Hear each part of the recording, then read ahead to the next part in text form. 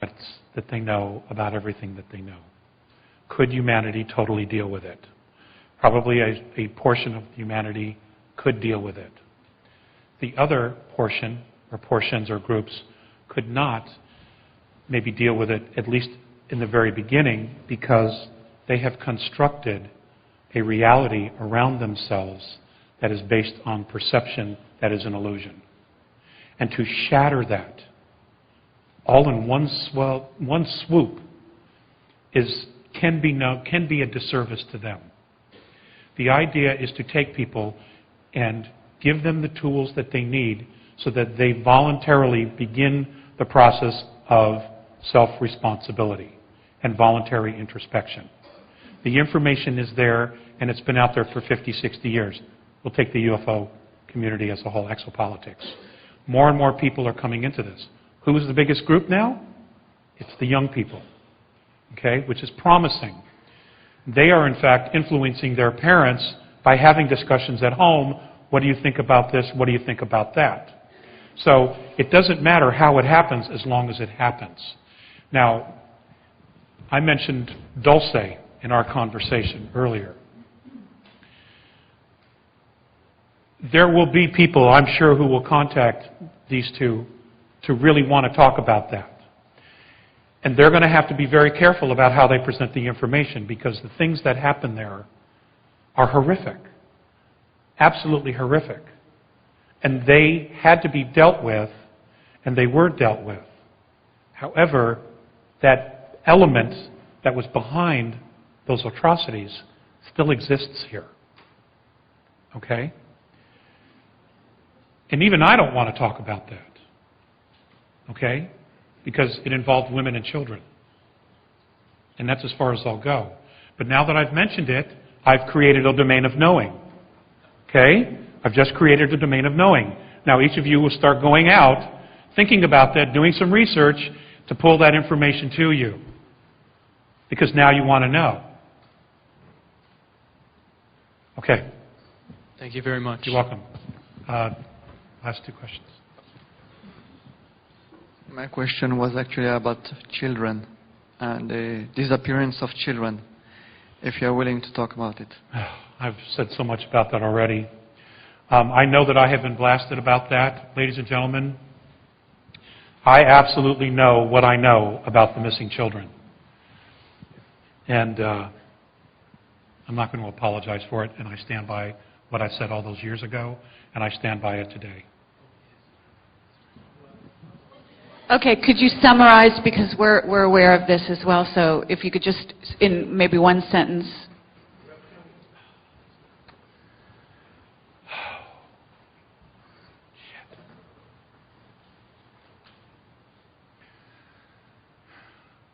We have become a natural resource. Very much how we've used cows. We use cows and other animals. We ourselves have become a natural resource. The younger ones are the most desirable because they're not tainted with chemical poisons in their bodies, because they're young. That's all I'm going to say. Laura Knight Judzik has gone into this in depth, and Rich Dolan has also written a review of her book that's very positive, and Rich has, and Alfred Weber published an article about the subject. So if you want to investigate it further, because it's actually, I just want to augment what Alex is saying here, in the sense that the point is not to give you everything out on a platter, okay? It's for you to understand what's going on. The point is to give you direction. What Alex is doing here is mentoring you, okay? He's giving you indications, and that's what our whistleblowers do, by the way. They don't tell you everything. They don't even tell us everything. But they give us the clues that we need to do the research necessary to find out the truth. And when you hit the truth, it gets you. You can tell. You know it. You want to be in denial, go right ahead. It's out there. The truth is out there. It is unbelievably out there.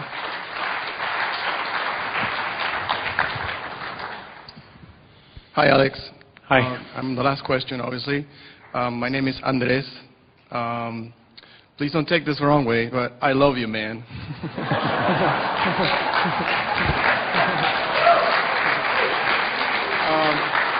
My actual question is actually directed to the audience and to you. I was wondering if you wouldn't mind conducting a little mini meditation for all of us to direct our intention to change the future that we want to have. I was wondering if you would like to do that. Thank you. Ooh, I'm on the spot.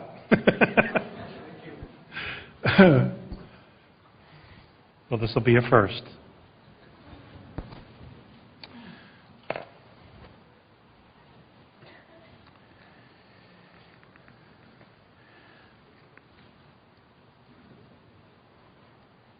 I have an affinity for very simple common sense spirituality, which has always led me to the Native Americans.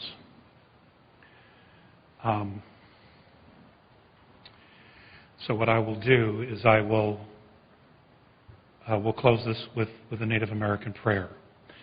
And that just happens to be the same prayer that's on the front page here that I have with me, and it's usually always the prayer that I go to. I change the words and make them my own after all these years, but for the purposes of this, it says exactly what I would want to say.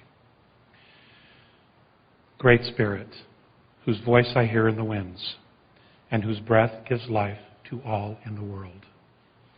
Hear me. I am small and I am weak, and I need your strength and your wisdom. Let me walk in beauty, and let my eyes ever behold the red and purple sunsets that you have created with me.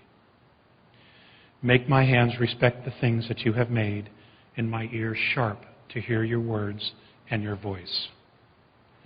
Let me learn the lessons that you have hidden under every rock and leaf. I seek strength not to be greater than my brother, but to fight my greatest enemy, myself. Make me always ready to come to you with clean hands and straight eyes, so that when my life fades as the fading sunset, my spirit can come to you without shame. Amen. Ladies and gentlemen, it's been an absolute honor for me. Thank you so much.